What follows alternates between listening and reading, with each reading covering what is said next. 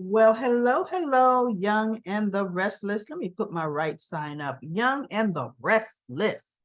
Daily Recap fans, today's daily recap is for Tuesday, July the 18th, 2023. Tuesday, July the 18th. Well, you know, I don't know. I'm getting sick of Daniel. You want to know why I'm getting sick of Daniel? Stop trying to get your mother in more trouble. Okay. Now, we all know Lily can keep her mouth shut. But Daniel will talk his speculation pretty much to anybody that would listen. I don't know, Lily.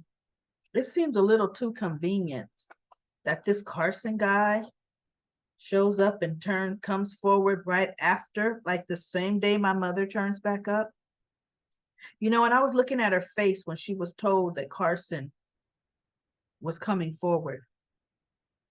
It was like she was acting the part. She was acting surprised. I know my mother. I think something more is going on. And I'm like, oh my God, shut up, Daniel. So what? She turned herself in. So what, Daniel? I'm like, see, and you wonder why you are always kept out of the loop. Always kept out of the loop. Seriously. So, but he didn't wonder. Well, no, he had called Heather in before the miraculous EMT showing up, Carson. But anyway, whatever. He's still going to always second guess his mama. So pretty much Lily was just yeah, boy, let me listen to your problems. Yeah, okay, blah, blah, blah. Yeah, Phyllis is Phyllis, yeah, whatever. Right? I fast forwarded the rest of their conversation. Right? Now, Christine and Heather are having dinner, which to me was really strange. We got the district attorney and the lawyer in the case hashing stuff out. That's not how they hash stuff out. Talking about the case, that's not what they do. They're on opposite sides of the fence, right? And so Heather was telling Christine, what I do like, Heather can hold her own. Heather's telling Christine, you cannot be impartial. This is the evidence. This is what has happened. This is what has transpired. And there is an eyewitness to the alleged murder collaborating. It was self-defense. And so Christine says, yeah, but it's a little too convenient, don't you think? She goes, how? The truth is the truth. I talked to Phyllis and I heard her story. She was genuinely terrified to start. She goes, but Chris, you can't be biased because of your history with Phyllis. But we're talking about what the evidence is showing. The evidence is proving Phyllis's state of mind and who was really pulling all the strings. She goes, what would the EMT have to gain? We couldn't find him. What did he have to gain coming in? Chris is just looking because he knows this is he's getting in trouble. He says what? He's tired of being on the run. I mean, that's the evidence, Christine. You need to drop these charges against Phyllis. And Christine is like, I am not dropping no charges against Phyllis. And she goes, and Heather, you need to stop right now.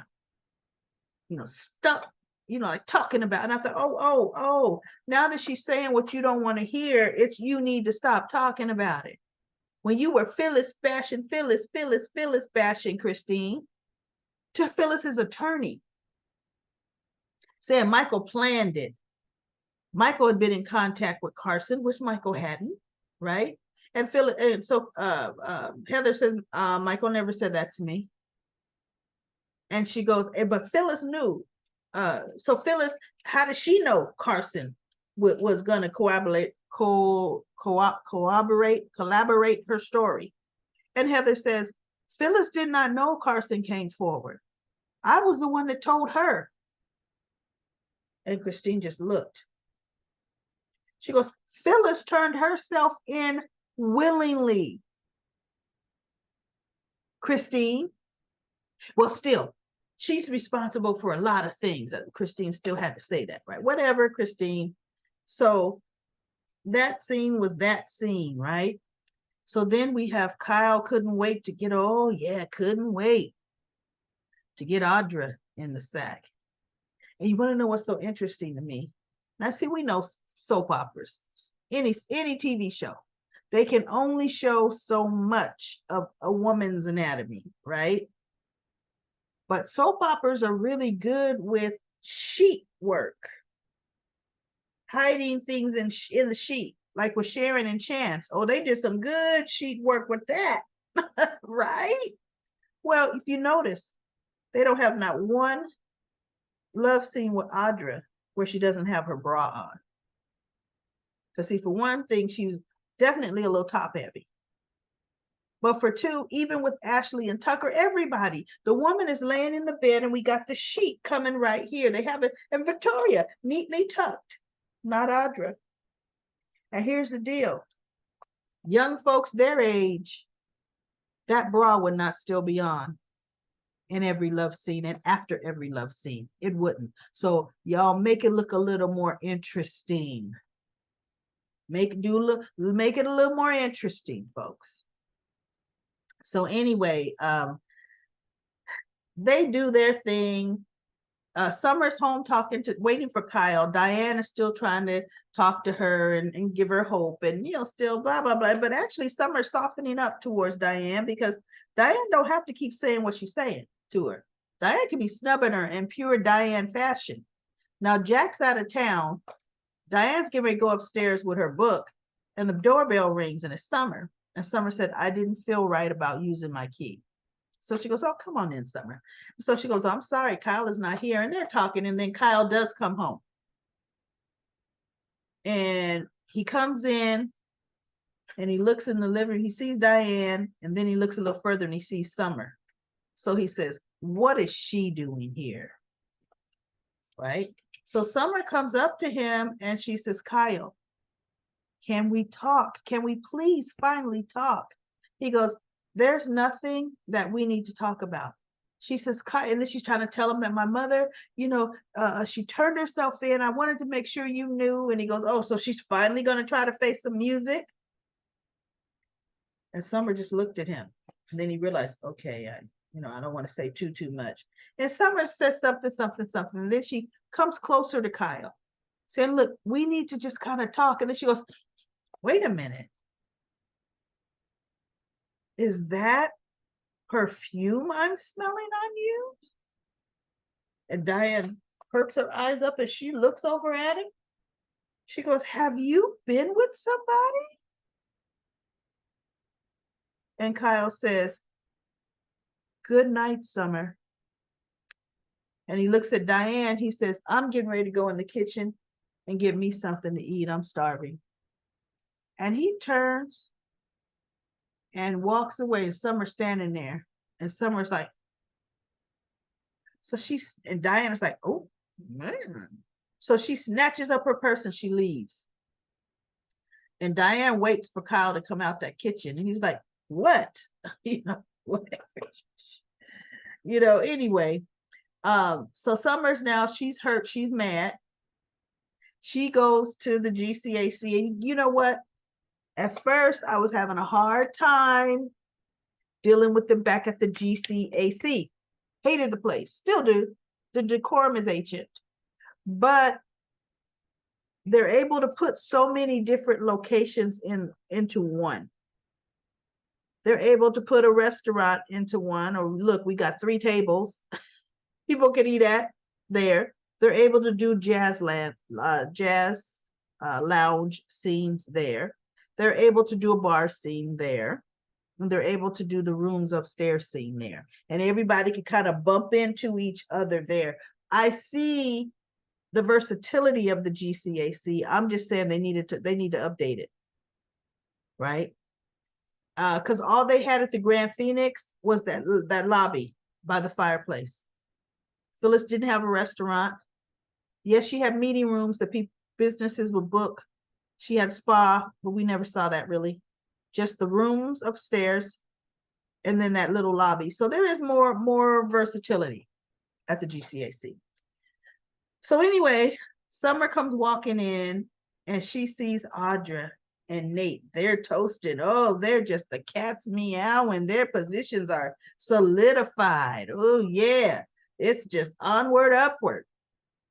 So she walks over to Audra. She was going to say something to Audra, probably questioning her, maybe about her jewelry, the flowers, because she's getting a inkling. She's thinking, right? She don't know yet. But when she gets close to Audra, she stops.